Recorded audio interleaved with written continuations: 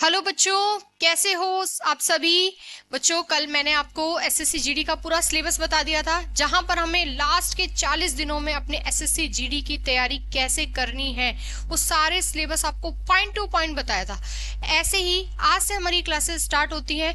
बिल्कुल हमें हमारा सिलेबस पॉइंट टू पॉइंट पढ़ना है और अपना हर सवाल पक्का करते चले जाना है। ठीक है, तो हमारी क्लास जल्दी से स्टार्ट करते हैं। सभी को क्लास शेयर कर देना। जो भी बच्चे आपके साथ एसएससी जीडी की तैयारी कर रहे हैं उन सभी के लिए क्लास लास्ट टाइम पे बहुत यूजफुल होने वाली है।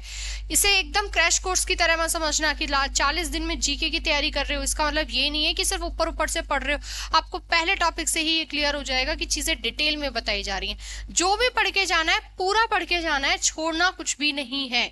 और मैंने आपको ये भी बताया था कि एसएससी जीडी में जिस तरह से पैटर्न बदल रहा है उस हिसाब से इकोनॉमी के क्वेश्चन बहुत ज्यादा पूछे हैं। 2025 में एसएससी के जितने भी पेपर हुए हैं उसमें इकोनॉमी बहुत अच्छे से पूछ रहा है, तो इसलिए हमने इस क्लास की शुरुआत भी आपके इकोनॉमी सब्जेक्ट से ही किया है। कल जब मैंने आपको सिलेबस बताया था तो वहां पर भी सबसे पहले मैंने इकोनॉमी ही डिस्कस की थी आपके साथ।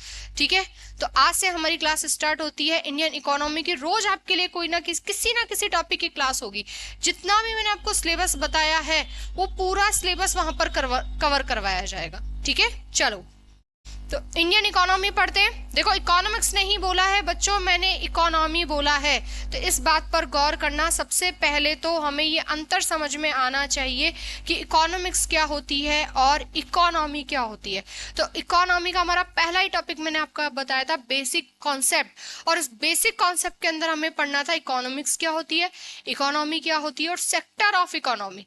जहां पर मैंने आपको बताया था कि अर्थव्यवस्था के क्षेत्र से एक सवाल शिफ्ट में आ ही जाता है। तो आज जो हम पढ़ेंगे आज के टॉपिक में, उसमें हम दो टॉपिक हमारे कंप्लीट करेंगे, इकोनॉमिक्स एंड इकोनॉमी, दोनों के बीच में डिफरेंसेस क्या क्या हैं, और सेक्टर ऑफ इकोनॉमी। इसके बाद अगला टॉपिक हमें पढ़ना होता है टाइप्स ऑफ इकोनॉमी, जिसे हम हमारी अगली क्लास में कंप्लीट करेंगे।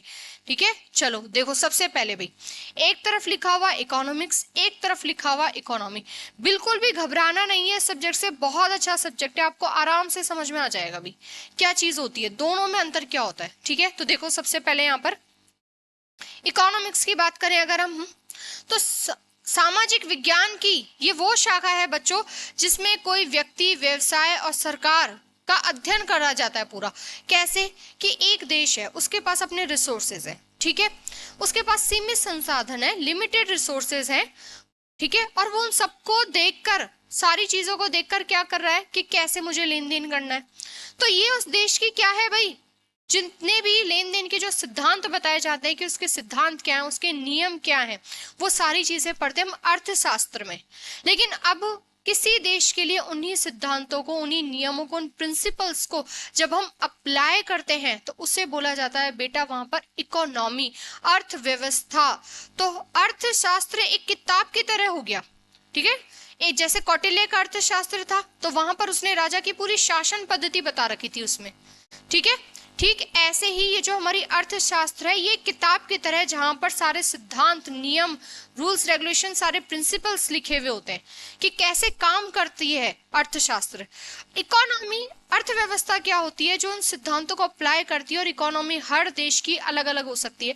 भारत की इकोनॉमी अलग हो सकती है, यूएसए की इकोनॉमी अलग हो सकती है। डॉलर पे तो आप देख ही रहे हो कैसे खतरा मंडरा रहा है, तभी तो डोनाल्ड ट्रंप को वेनेजुएला के प्रेसिडेंट को उठाना पड़ रहा है। पेट्रो डॉलर पे खर्चा, और नाम सामने क्या लिया जा रहा है कि ऑयल के चक्कर में लड़ाई हो रही है, तो ऑयल वाली तो कोई बात ही नहीं है, पेट्रो डॉलर पे वहां पर संकट आ चुका है। ठीक है, क्योंकि बाकी देश ये डिसाइड कर रहे हैं कि अब हमें जो डील करनी है वो मेटल्स में करनी है, हमें यहाँ पर डॉलर में करनी ही नहीं है। तो यूएसए की अर्थव्यवस्था से पूरे विश्व की अर्थव्यवस्था पर भी क्या पड़ रहा है, असर। तो हर देश की अर्थव्यवस्था, इकोनॉमी क्या होती है बच्चों, अलग होती है। ठीक है, तो अर्थशास्त्र एक सब्जेक्ट की तरह हो गया, जबकि उसी सब्जेक्ट को अप्लाई कैसे करना है, कि मान लो मैं ये बोलूं कि हमने हमारी दिनचर्या पर पूरी किताब लिखी, लेकिन मेरी पूरे दिन की दिनचर्या कैसी है, मेरा डेली रूटीन कैसा है, तो वहां पर वो हर किसी की दिनचर्या अलग हो सकती है, हर व्यक्ति की अलग होती है। ठीक ऐसे ही हर देश की इकोनॉमी क्या होती है, अलग होती है। तो इकोनॉमी में हमें क्या पढ़ना होता है, अर्थव्यवस्था में वस्तुओं और सेवाओं, गुड्स एंड सर्विसेज के उत्पादन, उनका प्रोडक्शन, उनका वितरण और उनके उपभोग की वास्तविक स्थिति हमें देखनी है। कि एक देश के अंदर भाई यूएसए में कितना प्रोडक्शन हो रहा है, भारत में कितना प्रोडक्शन हो रहा है, तभी तो आप तुलना कर पाओगे दोनों देशों की इकोनॉमी की। ठीक है, कि भारत आज जापान को पीछे छोड़कर चौथे नंबर पर आ गया इकोनॉमी के अंदर। तो ऐसा क्या हुआ जो उसने जापान को पीछे छोड़ दिया? तो वो अंतर हम कहाँ डिस्कस करते हैं? जब हम प्रोडक्शन की बात करते हैं, जब हम डिस्ट्रीब्यूशन की बात करते हैं, ठीक है, जब हम उपभोग की बात करते हैं, यहाँ पर हम उसकी रियल जो स्टेट है वो चीजें देखते हैं, वास्तविक स्थिति डिस्कस करते हैं। ठीक है, इसीलिए हर देश की इकोनॉमी अलग हो सकती है भाई। जैसे एक कॉलोनी में हर घर की स्थिति अलग है, हर घर में कमाने वाले लोगों की संख्या अलग है, ठीक है, उनका जो लिविंग स्टैंडर्ड है वो अलग है। ठीक है, लेकिन कमा तो सभी रहे हैं। जब कमा सब रहे हैं तो इसका मतलब हम अर्थशास्त्र की बात कर रहे हैं। लेकिन हर घर की स्थिति अलग है, तो वहां पर हम किसकी बात कर रहे हैं? इकोनॉमी की बात कर रहे हैं। अब ये दोनों लाइन ना आपको ध्यान से पढ़नी है, क्योंकि जिस हिसाब से आजकल पेपर पूछा जाता है ना, तो सीधा ये नहीं पूछेगा वो प्राइमरी सेक्टर में क्या आता है, सेकेंडरी सेक्टर में क्या आता है, नहीं, वो साथ में आपसे डेफिनेशन देगा कि अच्छा अर्थशास्त्र में किन किन चीजों का अध्ययन किया जाता है, इकोनॉमी में क्या क्या अध्ययन होता है, वास्तविक प्रणाली किस किस की होती है। तब आपको ये 3 शब्द याद करने हैं, उत्पादन, वितरण और उपभोग भाई। ठीक है, इसलिए ये दोनों लाइन बिल्कुल ध्यान से पढ़ना। तो अर्थशास्त्र में तो बच्चों हम सीमित संसाधनों का उपयोग करके अपनी आवश्यकताओं को हमें पूरा कैसा करना है, ये हम अर्थशास्त्र में डिस्कस करते हैं। जबकि इकोनॉमी में, अर्थव्यवस्था में हम ये देखते हैं कि चीजों का जो उपभोग हो रहा है, ठीक है, उत्पादन हो रहा है, उनका वितरण हो रहा है, वो कैसे हो रहा है, वो स्थिति हम देखते हैं कि भारत में कोई प्रोडक्शन हो रहा है तो उसका यूज कितना हो रहा है, अच्छा यूज हो रहा है कि नहीं हो रहा है, इंपोर्ट एक्सपोर्ट कैसे हो रहा है। तो इस व्यवस्था, इस चीजों को तो हम बोलते हैं इकोनॉमी, अर्थव्यवस्था, और इसे हम बोलते हैं पूरा का पूरा अर्थशास्त्र। तो ये दोनों लाइन आप याद रखना। ठीक है, बिल्कुल भी शॉर्टकट मत मानना बेटा पढ़ते टाइम। आगे देखो और क्या क्या अंतर होता है इनमें। तो देखो, अर्थशास्त्र में बच्चों संसाधनों के आवंटन से जुड़े सिद्धांत, नियम और विचार शामिल होते हैं। अगर आपको ये तीनों शब्द दिख रहे हैं, इसका मतलब आप अर्थशास्त्र की बात कर रहे हो। ठीक है, जबकि इन संसाधनों का प्रबंधन, मैनेजमेंट कैसे करना है, उसी की वास्तविक स्थिति क्या दिखाती है, हमारी इकोनॉमी को दिखाता है कि उसका मैनेजमेंट कैसे कर रहे हो। और यहाँ पर मैनेजमेंट जैसी कोई चीज नहीं है, यहाँ पर सिर्फ क्या है, सिद्धांत है, नियम है और विचार है, प्रिंसिपल, रूल्स एंड आइडियाज की बात हो रही है। ठीक है, तो भाई आपको उसको अप्लाई कैसे करना है, इंडिया कैसे कर रहा है। ठीक है, इंडिया अपने किसानों के बारे में कैसे सोच रहा है, चीन अपने किसानों के बारे में कैसे सोच रहा है, यूएसए कैसे सोच रहा है, रशिया में चीजें कैसी हो रही हैं। ठीक है, गेहूं तो हर जगह हो रहा है, लेकिन वो प्रोडक्शन में फर्क कैसे आ रहा है, आप चीजों को मैनेज कैसे कर रहे हो। तो संसाधनों के प्रबंधन की बात इकोनॉमी में करते हैं, जबकि उन संसाधनों से जुड़े हुए सिद्धांत क्या होंगे, नियम क्या होंगे, उसकी बात हम किस में करते हैं, अर्थशास्त्र में करते हैं। ठीक है, अब हम वैसे देखें एग्जाम्पल के लिए, तो देखो इधर, अगर हम एग्जाम्पल के हिसाब से देखें भाई, तो देखो अर्थशास्त्र में हम क्या, कैसे अर्थशास्त्र को हम डिसाइड करते हैं कि भाई पूंजीवादी है, सोशलिस्ट है, कम्युनिज्म है। ठीक है, विकास के आधार पर कैसे है। जबकि जब हमें इकोनॉमी में देखना होता है, अर्थव्यवस्था में हमें देखना होता है, तो फ्री मार्केट सिस्टम है कि मिक्स्ड इकोनॉमी है। जैसे भारत है वो मिक्स्ड इकोनॉमी का एग्जाम्पल है। ठीक है, तो ये ध्यान रखना है यहाँ से। तो यहां से हम क्लियर कर सकते हैं कि अर्थशास्त्र क्या होता है और अर्थव्यवस्था क्या होती है। अब बात आती है कि ये अर्थशास्त्र जो सब्जेक्ट निकल कर आया है, कि इसकी खोज करने वाले कौन है, ये शुरुआत हुई कहां से है, ये जो शब्द बना है इकोनॉमिक्स, ये शब्द बना कहां से है। तो याद रखो, ये जो इकोनॉमिक्स शब्द है बेटा, ये ग्रीक वर्ड है। ठीक है, ग्रीक यानी कि यूनानी शब्द है जो ओइकोनोमिया से मिलकर बना हुआ है। और ओइकोनोमिया का मतलब होता है, ओइकोनोमिया 2 शब्दों से मिलकर बना है, ओइकोस और नोमस। नोमस का मतलब होता है मैनेजमेंट, प्रबंध।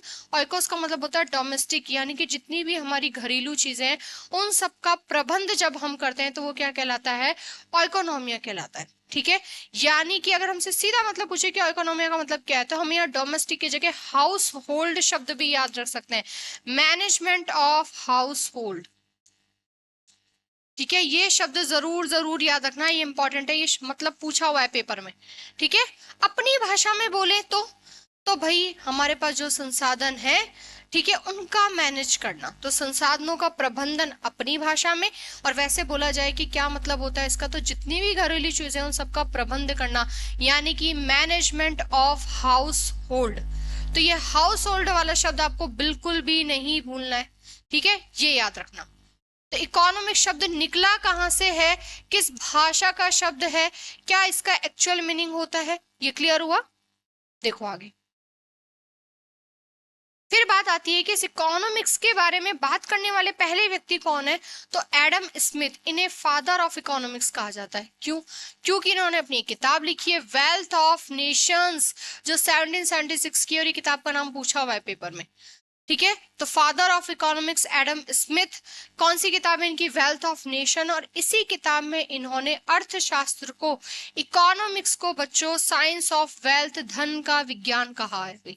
साइंस ऑफ वेल्थ, धन का विज्ञान, तो ये याद रखना, ये सवाल पेपर में पूछा हुआ है भाई। तो एक तो इकोनॉमी याद रखना, मैनेजमेंट ऑफ हाउस होल्ड, और फिर एडम स्मिथ का नाम याद रखना। ठीक है, इनकी किताब का नाम भी, और इकोनॉमिक्स को इन्होंने क्या बोला है, साइंस ऑफ वेल्थ। उसके बाद देखो ब्रांचेस ऑफ इकोनॉमी, कि भाई हमने ठीक है इकोनॉमी हम समझ गए क्या चीजें होती हैं, संसाधनों का प्रबंध करना है, जितनी भी चीजें उनको समेट के एक देश कैसे ग्रोथ कर रहा है ये उस देश की इकोनॉमी को दिखाता है। फादर ऑफ इकोनॉमिक्स के बारे में भी पता चल गया। लेकिन ये जो इकोनॉमी है ये काम कैसे करती है, तो बच्चों ये इकोनॉमी दो स्तर पे काम करती है। एक को बोलते हैं व्यष्टि सूक्ष्म अर्थशास्त्र यानी कि माइक्रो, दूसरे में जिसमें हम सबको शामिल कर देते हैं समष्टि या व्यापक अर्थशास्त्र, इसको बोलते हैं मैक्रो। ठीक है, समष्टि यानी कि व्यष्टि, माइक्रो का मतलब क्या है, जब आप एक छोटे ग्रुप को कैलकुलेट कर रहे हो, मान लो आप किसी इंडिविजुअल पर्सन की बात कर रहे हो, किसी इंडिविजुअल स्कूल कॉलेज वहां की अर्थव्यवस्था की पूरी बातें कर रहे हो, किसी एक पर्सन की बात कर रहे हो, या किसी छोटे जो ग्रुप है स्मॉल ग्रुप की बात कर रहे हो, तब ऐसी इकोनॉमिक्स को क्या बोलेंगे हम, माइक्रो। लेकिन जिसमें आपने पूरे देश को, एंटायर कंट्री को शामिल कर लिया, सारे लोगों को शामिल कर लिया, तो वो कैसी इकोनॉमिक्स बन जाती है, मैक्रो। अब इनके भी फादर कौन है कि इनको भी डिवाइड करने की बात भाई किसने कही, भाई एडम स्मिथ ने बताया कि हाँ एक अर्थशास्त्र होती है, ठीक है, जिसे वेल्थ ऑफ साइंस कहा जाता है। ठीक है, उन्होंने ये बता दिया। लेकिन उसके बाद इस अर्थशास्त्र को बांटने का काम आगे करने वाले कौन है, तो याद रखना दो तरह की होती है, माइक्रो और मैक्रो। माइक्रो की बात करने वाले हैं अल्फ्रेड मार्शल। ठीक है, तो माइक्रो इकोनॉमिक्स के फादर कौन है, अल्फ्रेड मार्शल, जिन्होंने बोला स्मॉलेस्ट लेवल पे आप इकोनॉमी को देखो भाई, किसी देश की अर्थव्यवस्था को। ऐसे ही फादर ऑफ मैक्रो इकोनॉमिक्स कौन है, जॉन मेनार्ड किन्स। ठीक है, किसका नाम याद रखोगे, जॉन मेनार्ड किन्स। इन्होंने बोला नहीं, छोटी छोटी चीजों को नहीं देखना है, अगर आपको इकोनॉमी कैलकुलेट करनी है तो आपको स्टडी ऑफ एंटायर कंट्री, आपको पूरे देश की अर्थव्यवस्था का अध्ययन करना पड़ेगा। तो ये सीधे सीधे फैक्ट वाले सवाल बनते हैं कि माइक्रो के फादर कौन है और मैक्रो के फादर कौन है। ठीक है, आगे देखो, अब आता है हमारा, जहां देखो हमने बेसिक कॉन्सेप्ट वाला टॉपिक था हमारा इकोनॉमी का पहला, जिसमें एक सब टॉपिक था इकोनॉमिक्स और इकोनॉमी क्या होती है, वो टॉपिक हो गया हमारा कंप्लीट। अब आता है हमारा सबसे इंपॉर्टेंट टॉपिक आज का, सेक्टर ऑफ इकोनॉमी, जहां से हर साल एक सवाल देखा ही देखा गया है, सेक्टर ऑफ इकोनॉमी। अब सुनो, अर्थव्यवस्था को हमने क्षेत्र के रूप में बांट दिया कि अर्थव्यवस्था कैसे काम करती है। ठीक है, तो शुरुआत में मेन अगर हम सेक्टर देखें इकोनॉमी के, तो तीन ही सेक्टर है, प्राथमिक, द्वितीयक और तृतीयक, प्राइमरी, सेकेंडरी और टर्शरी। लेकिन समय के साथ ये तीन सेक्टर आगे बढ़ चुके हैं और अब ये टोटल कितने हो चुके हैं, 5। चतुर्थक और पंचक सेक्टर है वो भी आ चुका है। तो शुरुआत में अगर पूछे कि मेनली कितने सेक्टर होते हैं, तो भाई 3 ही होते हैं, प्राथमिक, द्वितीयक और तृतीयक। ठीक है, देखो सबसे पहले मेन सेक्टर कितने होते हैं बच्चों, 3। एक सवाल फिक्स है, बहुत इंपॉर्टेंट टॉपिक है ये, सेक्टर ऑफ इकोनॉमी, आज ही क्लास में खत्म हो जाएगा, ज्यादा बड़ा नहीं है, बिल्कुल पॉइंट टू पॉइंट पढ़ना है आपको चीजों को। देखो इधर प्राथमिक क्षेत्र क्या होता है भाई, प्राथमिक क्षेत्र वो होता है जहां पर हमें डायरेक्ट कोई चीजें मिलती हैं। भाई किसान ने बीज डाले, ठीक है, उसे गेहूं मिला, बाजरा मिला, उसने खेती करी, रॉ मटेरियल आया उसके सामने, आपने जमीन से कोई चीज निकाली, आपने माइनिंग करी, ठीक है, आपने पूरे जंगल से कोई चीज, फल फ्रूट जो भी प्राप्त करा, तो वो सीधा आपके पास रॉ मटेरियल है, उससे पहले कुछ था नहीं वहां पर, आपको तब वो मिला है। इसे हम किस में काउंट करते हैं, प्राइमरी सेक्टर में। ठीक है, जहां पर आपको डायरेक्ट कच्चा माल मिलता है और यही कच्चा माल आगे जाकर एक नया प्रोडक्ट बनाता है। तो जब ये कच्चा माल नया प्रोडक्ट बनाता है तो ये प्राथमिक से द्वितीयक क्षेत्र में पहुंच जाता है बच्चों। ठीक है, तो प्राथमिक क्षेत्र में क्या करना है, जहां प्राकृतिक संसाधनों का प्रत्यक्ष उपयोग किया जाता है, direct use of natural resources. ठीक है। इसका सबसे बड़ा एग्जांपल जैसे कपास उगाना, लेकिन अगर उस कपास से आपने रजाई बना दी, उस कपास से आपने कोई कपड़ा बना दिया, तो अब ये प्राइमरी में नहीं आएगा। आपने प्रोडक्ट तैयार कर दिया रॉ मटेरियल से, तो ये किस में पहुंच जाएगा, सेकेंडरी में पहुंच जाएगा।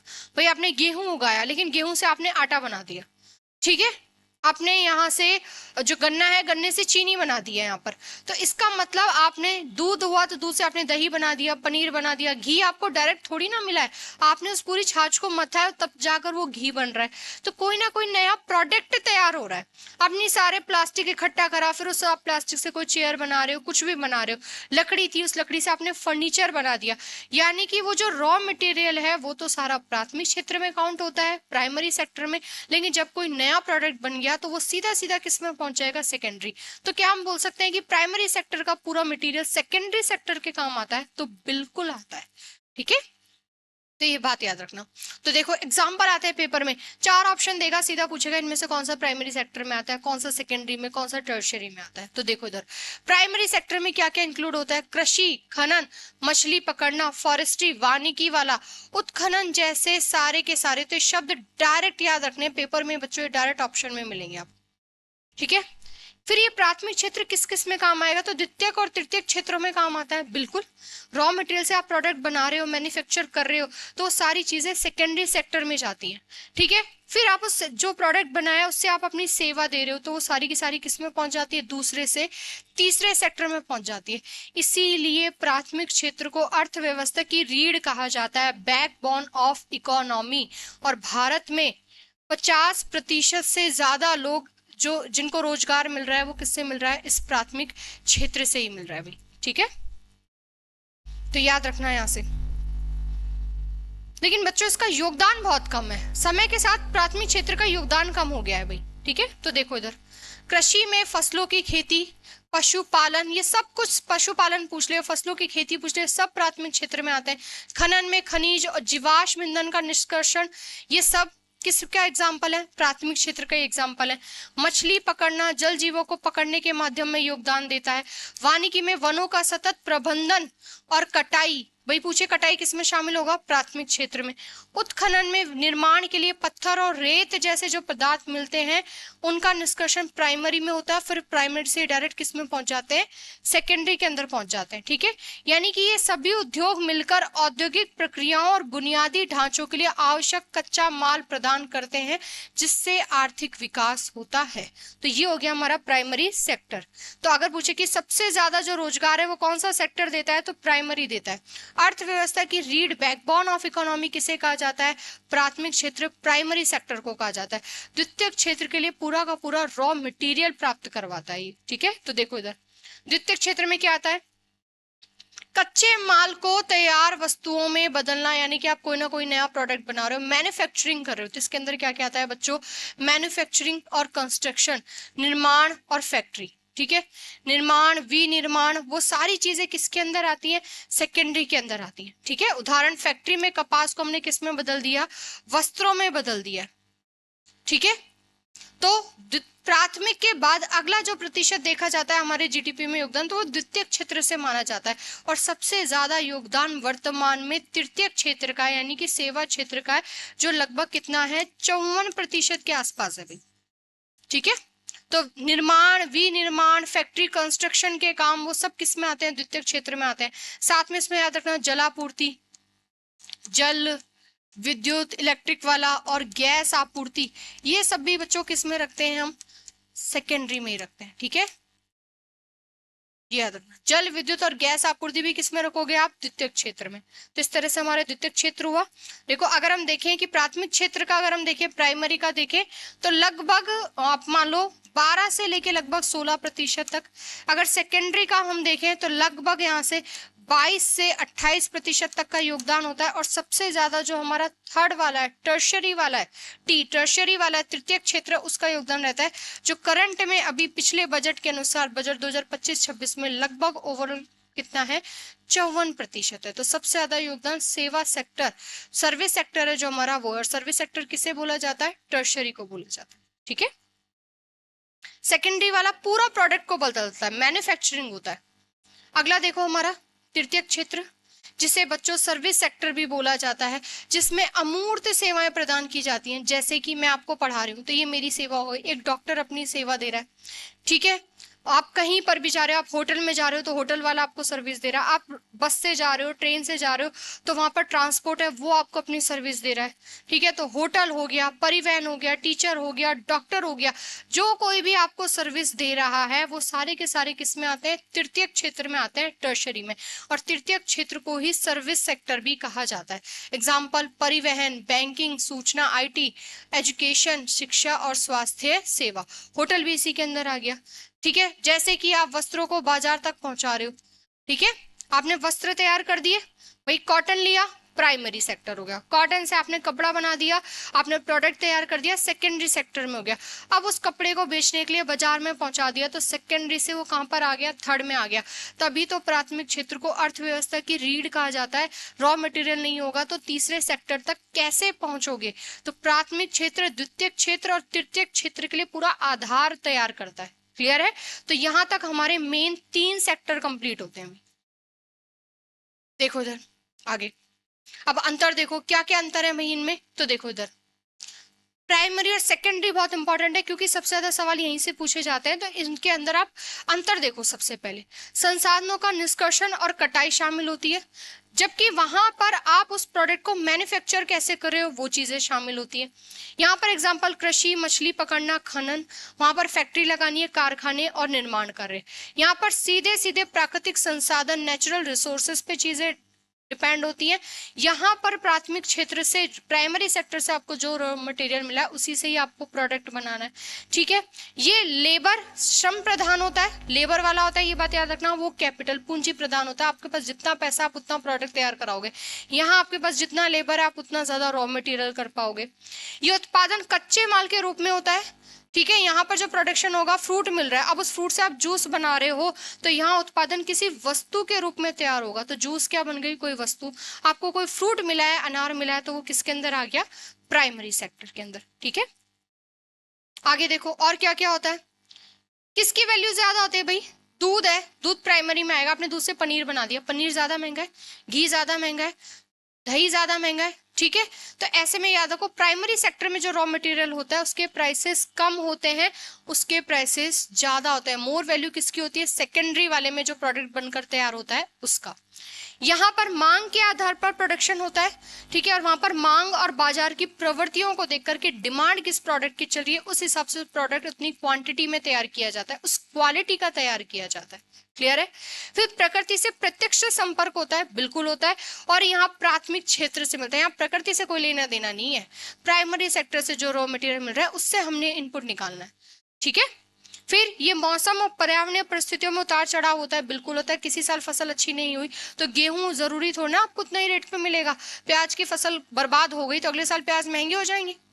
ये प्रकृति पर डिपेंड करता है। यहाँ पर बाजार की मांग पर डिपेंड करता है। आपने बहुत सारे प्रोडक्ट बना लिए लेकिन मार्केट में डिमांड ही नहीं है तो आपका तो पूरा मार्केट ही ठप पड़ा है। डिमांड ही नहीं है तो आप सामान बेचोगे कहाँ, ठीक है। आपको तो लेबर कॉस्ट, पूरी फैक्ट्री का खर्चा, सब कुछ निकालना है, ठीक है।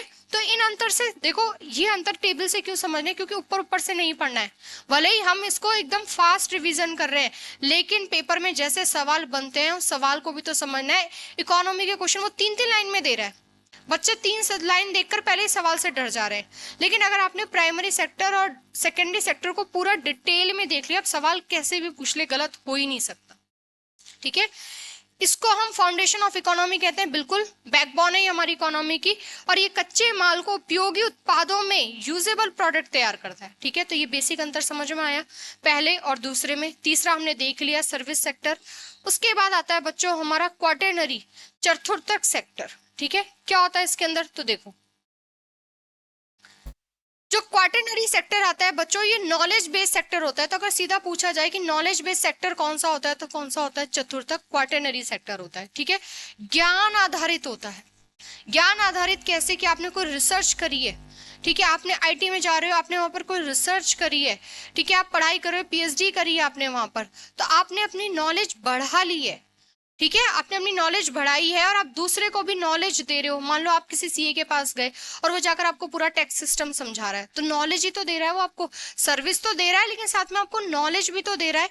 तो इन सारे लोगों को हम किस में उठाकर रखेंगे, क्वाटरनरी में। देखो क्या क्या एग्जाम्पल हो सकते हैं इसके, सूचना प्रौद्योगिकी, बौद्धिक सेवाएं जैसे कि अनुसंधान, शिक्षा, आईटी, परामर्श, मीडिया पर केंद्रित होता है। ठीक है, ये तृतीयक सेवा क्षेत्र का विस्तार ही तो है भाई। ठीक है, बस सीए है वो अपनी सर्विस ही तो दे रहा है लेकिन साथ में वो आपको टैक्स सिस्टम समझा रहा है, नॉलेज भी तो दे रहा है। तो क्या हम बोल सकते हैं कि जो क्वाटरनरी सेक्टर है वो टर्सरी सेक्टर को ही का उसका एक्सटेंशन ही तो है, उसका विस्तार है। बिल्कुल करेक्ट है ये स्टेटमेंट। ठीक है, इसमें जानकारी इकट्ठी करना, उसका विश्लेषण करना और उसको प्रसारित करना, उसे लोगों तक कैसे पहुंचाना है, नवाचार और आर्थिक विकास, इनोवेशन और इकोनॉमिक ग्रोथ को दिखाता है। तो इन सारे सेक्टर में से ऐसा कौन सा सेक्टर है जो इनोवेशन को दिखाता है, तो इनोवेशन सर्विस सेक्टर में नहीं आता है। इनोवेशन वो होता है जो कुछ नया करना चाहता है। तो सीधा सीधा पूछे तो ये लाइन बहुत बहुत इंपॉर्टेंट है, इनोवेशन और इकोनॉमिक ग्रोथ, आर्थिक विकास को बढ़ावा कौन सा सेक्टर देता है, तो कौन सा देता है, क्वाटरनरी सेक्टर देता है। ठीक है, देखो कहां पर देखा जाएगा क्वाटरनरी सेक्टर, ज्यादातर उन देशों में देखा जाएगा जहां पर डेवलप्ड इकोनॉमी होगी, विकसित अर्थव्यवस्था होगी। ठीक है, यहाँ पर आपको फिक्स है कितने घंटे काम करना है, इतनी सैलरी देनी है, ज्यादा माथापच्ची नहीं है कि 2 घंटे एक्स्ट्रा करना है तो 2 घंटे का पैसा में एक्स्ट्रा मिलेगा, ऐसा नहीं है। तो क्वाटरनरी सेक्टर हमें विकसित देशों में दिखाई देता है और वहां पर रोजगार के रूप में रहता है। ठीक है, कैसा होता है, नॉलेज बेस्ड होता है, ज्ञान आधारित होता है, आपकी स्किल्स पे डिपेंड करता है। ठीक है, इंफॉर्मेशन फोकस्ड होता है, आपको सूचना केंद्रित, डेटा, सूचना निर्माण, संचार, इन सबसे रिलेटेड होता है भाई। ठीक है, ये इसके की फैक्टर है। क्योंकि देखो हम 3 पढ़ते हैं लेकिन क्योंकि ये 2 नए हैं ना, चतुर्थक और पंचक, तो इसको हम पूरा डिटेल में देखेंगे। ठीक है, क्या क्या एग्जाम्पल हो सकते हैं, technology, research and development, education. Education में भी कौन सी वाली एजुकेशन, टीचर वाली नहीं, यूनिवर्सिटी वाली भाई। ठीक है, यूनिवर्सिटी स्पेशलाइज्ड, आप कोई ट्रेनिंग कर रहे हो, मान लो आप कोई बीएड कर रहे हो, आप बच्चों को पढ़ाना सिखा रहे हो, आपको स्पेशल ट्रेनिंग मिल रही है ना, तो वो ट्रेनिंग नॉलेज बेस्ड होती है, उसमें आप सर्विस तो दे रहे हो लेकिन नॉलेज बेस्ड होती है। तो ये एग्जाम्पल जरूर याद रखना, एग्जाम्पल बहुत इंपॉर्टेंट है क्वाटरनरी एक्टिविटीज के, technology, research and development, education, consulting, आप किसी से कंसल्ट कर रहे हो। ठीक है, मीडिया एंड एंटरटेनमेंट, ये भी किसके अंदर आता है भाई, क्वाटरनरी के अंदर आता है। ठीक है, एजुकेशन में यूनिवर्सिटी शब्द जरूर याद रखना। क्या क्या इंपॉर्टेंस है इसकी, तो वर्तमान में जो अर्थव्यवस्था का जो रूप है उसके हिसाब से क्वाटरनरी जो सेक्टर है वो बहुत इंपॉर्टेंट है। अगर किसी देश में क्वाटरनरी सेक्टर बहुत अच्छा पनप रहा है, इसका मतलब उस देश की इकोनॉमी बहुत अच्छी ग्रोथ कर रही है। क्यों, क्योंकि इनोवेशन को दिखा रहा है वो वहां पर। ठीक है, तो देखो ग्रोथ ड्राइवर है, बिल्कुल है, आपकी वृद्धि को बढ़ा रहा है, यहाँ पर ग्रोथ को, इनोवेशन हब को दिखाता है। ठीक है, उसके बाद याद रखना क्वाटरनरी सेक्टर को नॉलेज सेक्टर के नाम से जाना जाता है, जैसे टर्शरी सेक्टर को बच्चों सर्विस सेक्टर बोला जाता है। तो इनके अदर नेम्स भी पेपर में पूछे जा सकते हैं। उसके बाद इस क्षेत्र में आने वाली गतिविधियां विशिष्ट तृतीयक गतिविधियां कहलाती हैं। बिल्कुल सर, है तो सर्विस सेक्टर से ही जुड़ा हुआ, जैसे कि सूचना प्रौद्योगिकी, म्यूचुअल फंड्स, अस्पताल, थिएटर, दलाली कंपनियां, ये सारी एक्टिविटीज होती हैं इसके अंदर। ठीक है, लास्ट आता है 5वां, 5 ही सेक्टर डिस्कस करने हैं हमें तो हमारा टॉपिक कंप्लीट हो जाएगा। फिर लास्ट है हमारा क्वीनरी सेक्टर, पंचक क्षेत्र। ये सबसे अव्वल दर्जे का है, जिसके अंदर जैसे सरकार हमारे लिए नीतियां बना रही है, तो ये पंचक क्षेत्र में काउंट हो रहा है। यूनिवर्सिटी तो है लेकिन उस यूनिवर्सिटी का कोई कुलाधिपति है, वो पंचक क्षेत्र में काउंट होगा। ठीक है, तो लास्ट है ये हमारा पंचक वाला।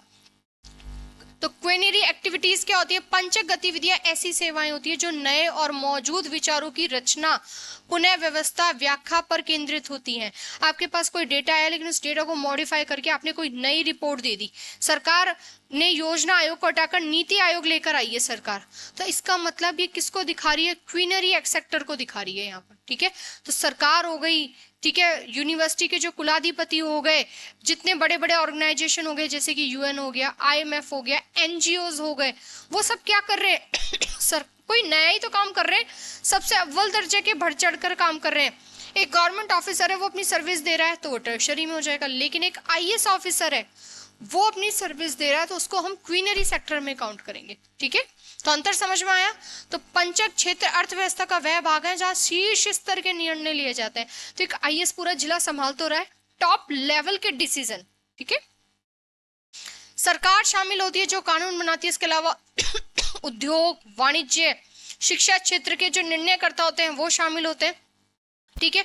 और इस पेशे में जो लोग शामिल होते हैं बच्चों, उनको क्या कहा जाता है, गोल्ड कॉलर कहा जाता है। तो गोल्ड कॉलर शब्द जरूर जरूर याद रखना, ये बहुत बहुत इंपॉर्टेंट है, गोल्ड कॉलर भी।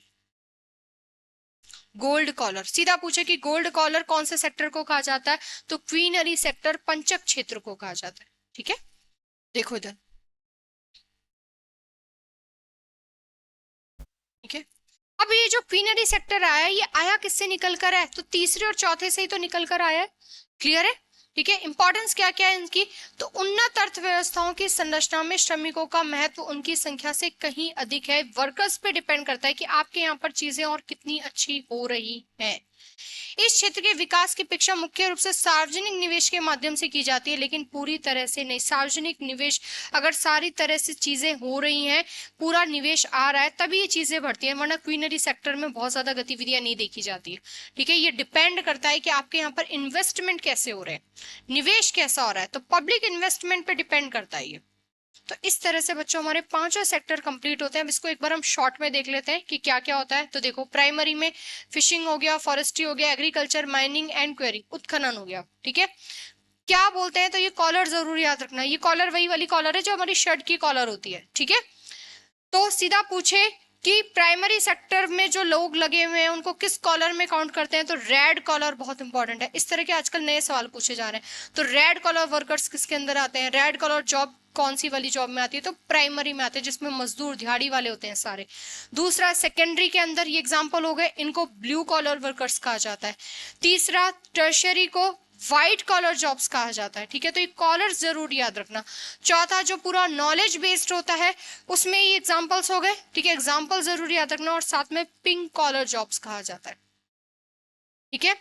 और लास्ट आता है हमारा क्वीनरी, पंचक वाला, जिसमें वरिष्ठ व्यापार कार्यकारी, एक बिजनेसमैन जिसकी एक ही कंपनी से चीजें एकदम से बदल रही है, सरकार की एक नीति से बहुत बड़ा बदलाव आ रहा है। तो जब समाज में एक बहुत बड़ा बदलाव आता है, एनजीओ एक बड़े बदलाव का काम कर रहे हैं, यूएन हो गया, आईएमएफ हो गया, सरकार की नीतियां हो गई, ठीक है, ये सब एक बड़े तौर पर बदलाव ला रहे हैं। तो ये सब किस में आते हैं, क्वीनरी सेक्टर में, और इन्हें ही बोला जाता है गोल्ड कॉलर प्रोफेशंस। तो blue collar, red collar, white collar, gold collar और गोल्ड कॉलर, ठीक है, याद रखना। इसके अलावा और भी कॉलर है, जैसे कि देखो, हमने ब्लू कॉलर, व्हाइट कॉलर और पिंक कॉलर तो डिस्कस कर ही लिया, ये क्या क्या होते हैं, कौन कौन से सेक्टर में होते हैं, ठीक है। इसके अलावा और कौन से होते हैं, तो देखो इधर, ग्रीन कॉलर और ग्रे कॉलर, ये हमारे लिए नए हैं। तो ग्रीन कॉलर कौन से होते हैं, ग्रीन, हरा क्या, तो सीधा हमारे दिमाग में आता है हरा क्या भाई, एनवायरमेंट।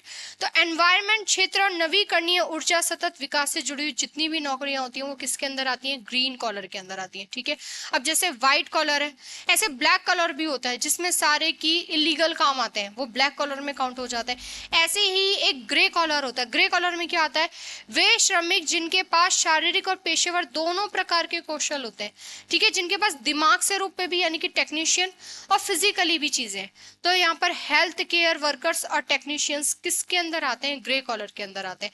तो रेड कॉलर, ठीक है, blue collar, white collar, pink collar और गोल्ड कॉलर, ये पांचों तो आपको हर हाल में याद रखने ही रखने, क्योंकि ये हमारे प्राइमरी, सेकेंडरी, टर्शरी, ठीक है, क्वार्टरनरी और क्वीनरी, इन 5 सेक्टर से जुड़ा हुआ है। इसके अलावा आपको ग्रीन कॉलर के अंदर क्या क्या आता है और ग्रे कॉलर के अंदर क्या क्या आता है, तो ये एग्जाम्पल्स याद रखने। तो बच्चों, आज हमारा एक टॉपिक कंप्लीट होता है जहां हमने कंप्लीट किया है सेक्टर्स ऑफ इकोनॉमी। बहुत डिटेल में मैंने आपको चीजें पढ़ाई हैं, आपके आगे आने वाले जितने एग्जाम्स है ना, उसके लिए भी ये वीडियो बहुत इंपॉर्टेंट होगी, ठीक है। तो मिलते हैं हमारी अगली क्लास में एक नए टॉपिक के साथ। Thank you.